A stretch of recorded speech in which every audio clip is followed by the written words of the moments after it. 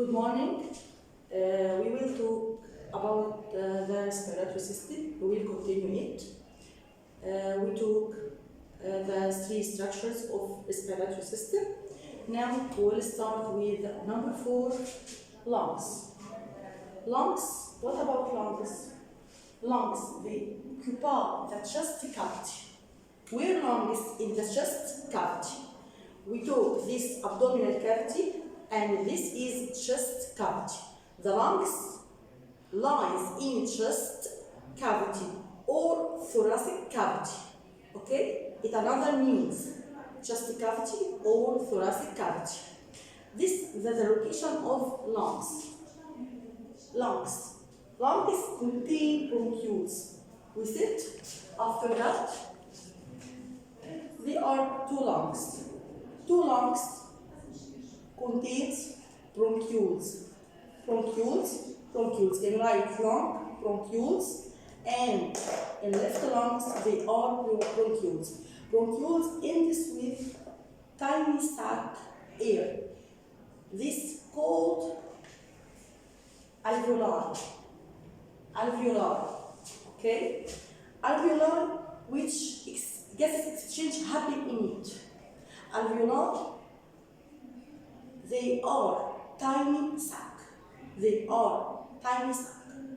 With thin wall and surrounded by blood capillaries. This is what is meant by alveoli. Alveoli here. Okay? Alveoli, this is scientific term. How does come? Write the scientific term. They are tiny sac with thin walls surrounded by blood capillaries. The scientific term is alveoli. Tiny air sacs. كانت complete. ممكن سؤال يبقى complete. أكمل الجملة بتايني أحط air sacs or other. And this is scientific term. Alveoli is very important for gases exchange. Okay? What process? The process happen in alveoli is gas exchange.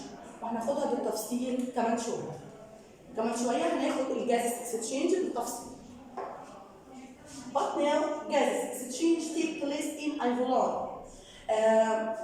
These questions can in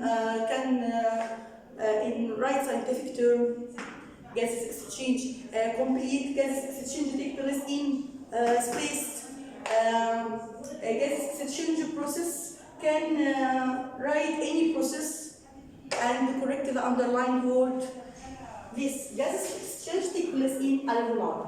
Okay? And بعد شوية هنتناول بالشرح بالتفصيل عنها ايه شوية ونعرف الالفيولاي بيحصل فيها ازاي الجاس exchange. Now, number 5, diaphragm. Diaphragm here. This is diaphragm. Okay? This is diaphragm. Diaphragm. This is called diaphragm. Diaphragm, it's a muscle. It's a muscle separate between chest cavity and abdominal cavity. It's a muscle separate between chest cavity and abdominal cavity. Right scientific term. It's a muscle separate between thoracic cavity or chest cavity and abdominal cavity. What is the scientific term? Scientific term is diaphragm. Okay? It's very important. Diaphragm has a important role in respiration process, in inhalation and exhalation process. Diaphragm, it's a muscle separate between thoracic cavity and abdominal cavity. It's here. Okay? It's here. Can you notice it? It's muscle separate between thoracic and abdominal cavity.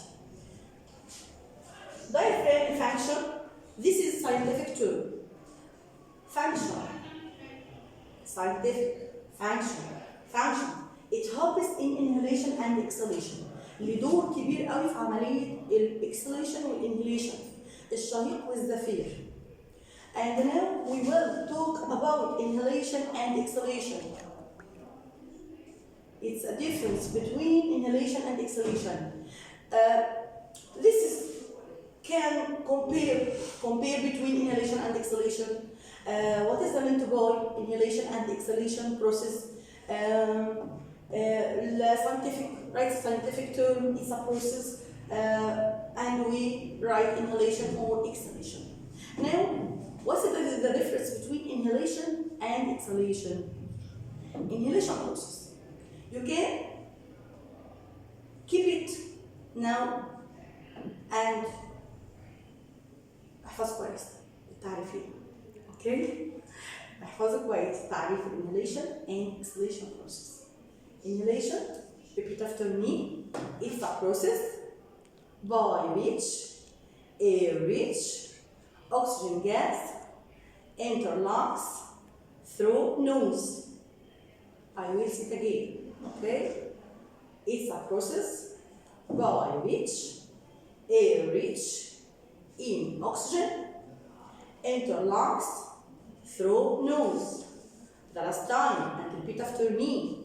It's a process by which air-rich in oxygen enter lungs through nose. أنا واثقة إن أنتوا هتحفظوها وتقدروا تقولوها كمان دلوقتي. صح؟ سهلة خالص، ما فيهاش أي حاجة، ما فيهاش أي مشكلة. I read it again. It's a process by which air-rich in oxygen enter lungs through nose. Okay? Inhalation is a process with oxygen. أول ما تشوف inhalation يبقى oxygen. أول ما تشوف oxygen يبقى inhalation. And enter lungs through nose. تدخل اللانجز عن طريق النوز. Okay? The opposite is exhalation. Exhalation. Exhalation. Inhalation. Exhalation.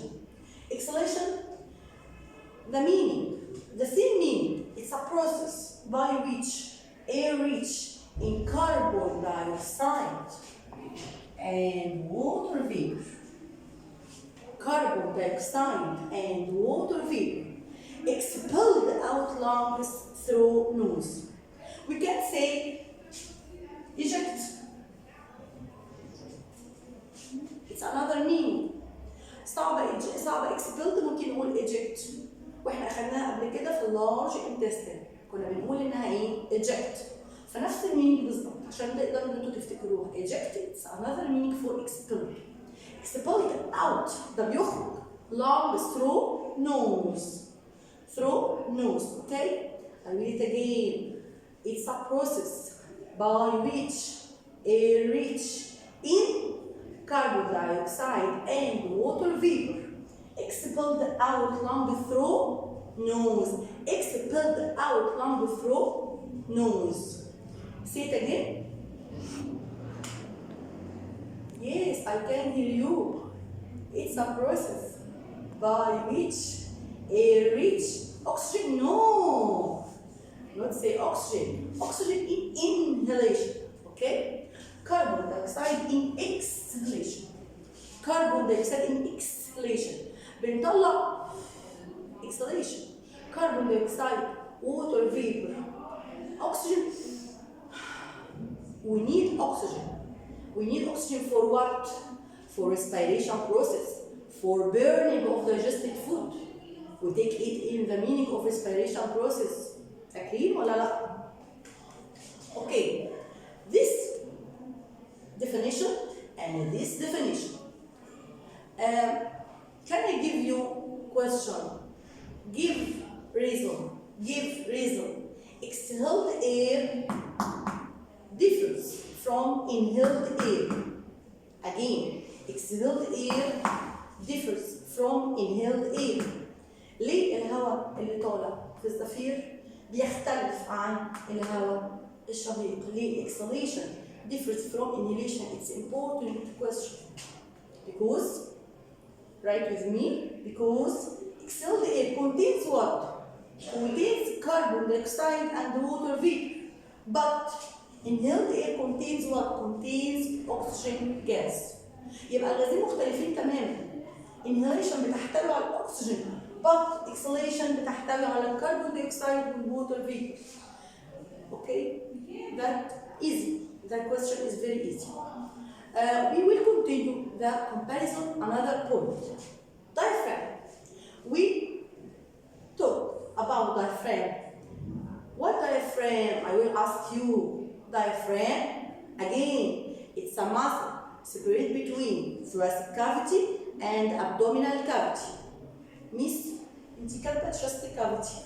Okay, another meaning, chest or thoracic. The chest or thoracic. It's a muscle separate between chest cavity and abdominal cavity. Scientific. طيب, diaphragm. ايه الرول اللي بيعمله؟ ايه الاهميه اللي بيعملها في الانهيليشن والاكسليشن؟ ليه هو مهم؟ احنا قلنا ان هو بيساعد ازاي؟ How does diaphragm help in inhalation and exhalation process? Diaphragm, when inhalation process happens, diaphragm contracts and move up or down. Up or down. This muscle will move in inhalation when oxygen enter lungs. Diaphragm move up or down. Think.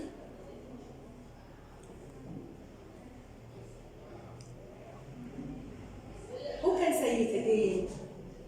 Who can say? Diaphragm. When you inhale the air, when enter to lungs, thoracic cavity becomes enlarged and increase in size. عايز يملى الأكسجين، عايز يدخل أكسجين ويملى اللنجز بحالها. What diaphragm can do? Diaphragm move down, contract and move down. Okay? ليه؟ عشان يدي فرصة لللنجز والثوراسيك كافيتي كله ان هو يتملى بالاكسجين. فيروح هو ايه؟ موف داون. وخلي بالكوا عشان ما تلخبطوش بين الدايفرام والريبس. Again, diaphragm move down. Move down. ليه؟ علشان اللنجز هتتملى بالاكسجين يديها فرصة انها تتملى يروح هو ايه؟ نازل لتحت، يتحرك لتحت. Contract and move down. ممكن السؤال يجي complete.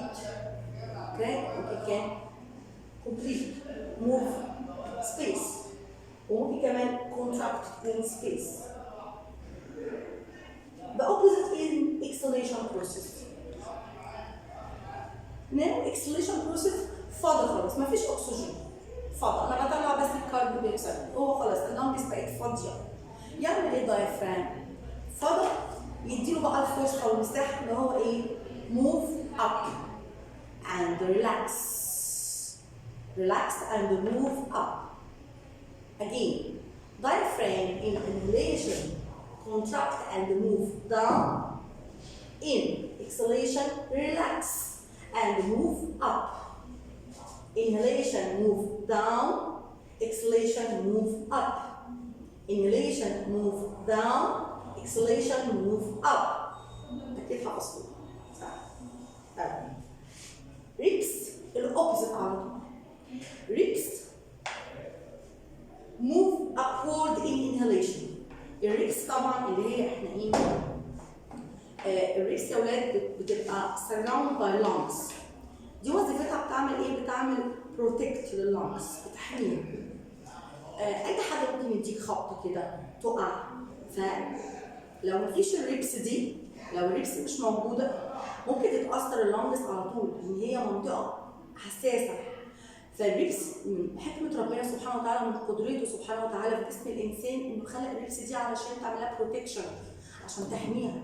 يبقى لما اقول لك ايه هي وظيفه الريبس دي بتعمل ايه؟ احنا يمكن ما كتبناهاش نكتبها في الاخر. الريبس protect the lungs. protect the lungs. طب الريبس ليها كمان وظيفه اهي في الانهاليشن move upward move downward. It's opposite of diaphragm. لو حفظت الدايفرام بيعمل ايه؟ الريبس عكسها على طول. خلاص؟ احفظ الدايفرام والopposite ribs. thoracic cavity. when oxygen enter in inhalation اللنجز تبقى مستعدية بقى انها ايه؟ to fill with oxygen and it becomes enlarge, increase in size. تكبر عشان تتجمع اكبر كمية اكسجين داخلها. In exhalation process, exhalation becomes narrow and decrease in size. Okay? This is comparison is very important. I will see it again in the short time. Okay? Inhalation, it's a process by which air reach in oxygen in the lungs through nose. The opposite, exhalation. You can احفظ لحد reach in وغير بس في الجازس. واحفظ enter lungs لا عكس enter يخرج يبقى eject or expelled. الديفينيشن سهل خالص ما فيهوش أي مشكلة. It's a process by which air rich in carbon dioxide and water vapor expelled out lung through nose. احنا قلنا ان ممكن استبدل بدل expelled نسيتها في الامتحان اكتب ايه يا مس؟ اكتب eject. expelled exit اكتب في التعريف نسيتها خالص الكلمة دي. اكتب eject واحنا حافظينها eject من اللارج intestine. diaphragm contract and move. Yes, excellent. Move down. Exhalation. Relax and move up. Ribs, the opposite. Ribs move up, move up. And exhalation, move down. Thoracic cavity becomes enlarged and increased in size. And exhalation becomes narrow and decrease in size. Okay? Comparison. Keep it again. And try to write it. Comparison between inhalation and exhalation. لو حفظت المقارنة دي أي سؤال هيجي فيها هتعرف تجاوبه على طول. سؤال definition، سؤال complete، سؤال choose، سؤال underline correct underline word. Now we will complete with a process. This process is called gases exchange. Gases exchange احنا كتبناها هنا. قلنا انها بتحصل في الفيولار. الفيولار طب ازاي؟ ملخص كده بسيط عنها خالص. ده شكل الالفولار. الالفولار بتبقى محتوي على الكربون على الاكسجين. ايه اللي بيحصل؟ البلاد كابيلاريز هنا البلاد بيمشي بيروح عايز يبدل. البلاد جاي شايل كربون دايوكسيد. دي oxygenated blood. will leave carbon dioxide in alveolar and will take oxygen. بيبدلوا مع بعض عشان كده اسمها gases exchange. بيحصل عملية تبادل. أنا بديكي حاجة وباخد بدلها حاجة. أنا بديكي الكربون دايوكسيد باخد بدلها الأكسجين عشان يصبح الدم هنا إيه؟ أكسجينيتد عشان يبقى الدم هنا نقي اللي هيبدأ يمشي ويتوزع في جميع أجزاء الجسم. يبقى عملية مهمة جدا اللي بتحصل في الألفيولار gases exchange. It happens between oxygen in alveoli and carbon dioxide in blood capillaries لازم تبقى عارف كويس الاكسجين فين والكربون دايوكسيد فين. مين اللي جايب ومين اللي اخد؟ وممكن يجي سؤال يقول لي give reason. Alveoli and blood capillaries have thin wall. Again, give reason. Alveoli and blood capillaries have thin walls because gases exchange happen between them. عشان يحصل gases exchange لازم طب انا هديها ازاي واخد منها ازاي؟ مش لازم يكون هنا thin wall موجود عندي. لو غير كده لو thick wall what happens?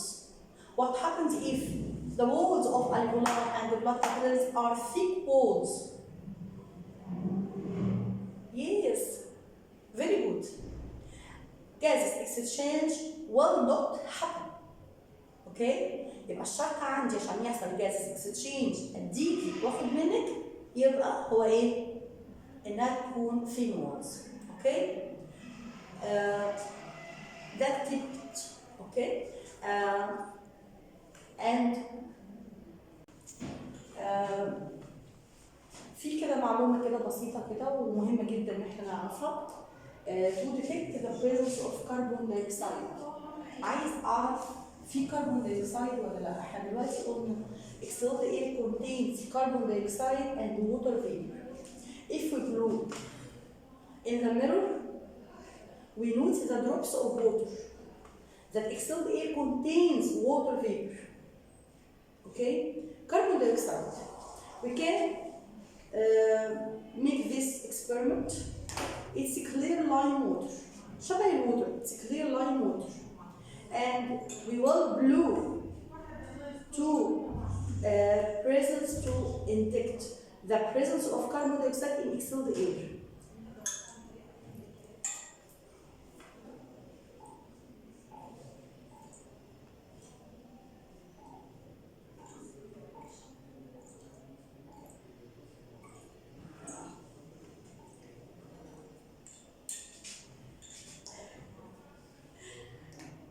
We notice that the clear lime water become turbid, milky. بقى لونها بعد ما تكون الميه بقى لونها شبه لون اللبن كده شويه، اتعكرت. ده دليل على وجود ايه؟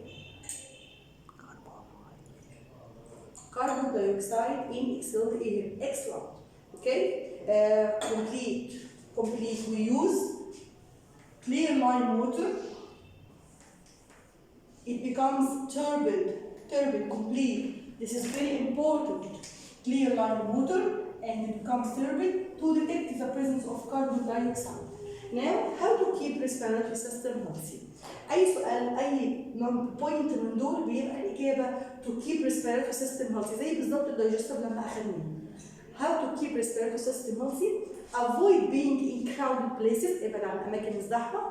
Number 2, eating fruits contains or rich in vitamin C as guava and orange. Number 3, stop smoking. Number 4, keep off cold. ابعد عن البرد. Crowded places. To keep your respiratory system healthy, avoid being in crowded places. Give reason. Avoid being in crowded places.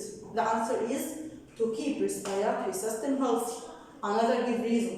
Eating the fruits rich in vitamin C. Yes, that's very good to keep respiratory system healthy. Any point in this, the answer is to keep respiratory system healthy. Okay. Now you can write your homework. Okay. Compare between inhalation and exhalation. Number 2, give reason. Exhaled air differs from inhaled air. واحنا قلنا الإجابة واحنا بنشرح. لو عايز كده تراجع تاني عيد الفيديو من الأول واسمع الإجابة من الأول وحل homework. Number 2, ليه الألفولاي has thin walls؟ برضه احنا قلنا الإجابة عليها واحنا بنشتغل وبنشرح.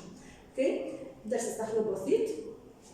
اتفرج على الفيديو كويس، راجعه مرة تانية، احفظ المقارنة، احفظ التعريفات اللي احنا قلنا عليها، احفظ الكلمات المهمة تبقى هي الكيورد بتاعتي في الساينتفك، في التشوز، في الرايت والرونج. أي سؤال من دول هيبقى سهل جدا معانا في الجزء ده. اوكي؟